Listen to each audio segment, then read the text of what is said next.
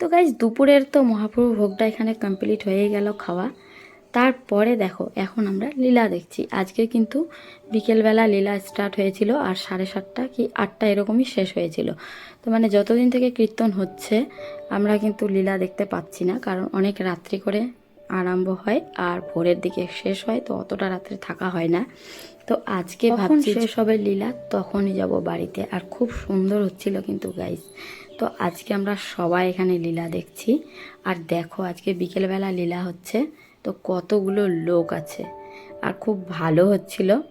তো এখন আমরা সবাই আছি এখানে, তো চলো দেখো একটু লীলা কীর্তন।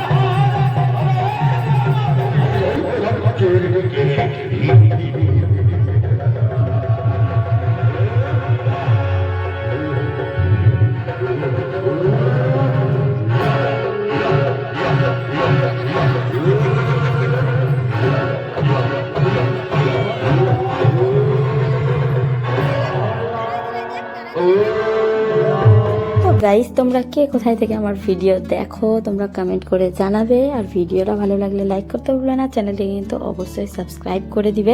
তো আজকে ভাবছি গাইস আর রাত্রেবেলা আসবো না, তার কারণ হচ্ছে মানে লীলা কীর্তন কিন্তু অনেকটা রাত্রেই শেষ হয়েছিল, 7:30 কি 8টা এরকমই। তো আমরা দুপুরবেলা এসেছি আর মানে পুরো লীলাটা দেখেই গিয়েছিলাম বাড়িতে।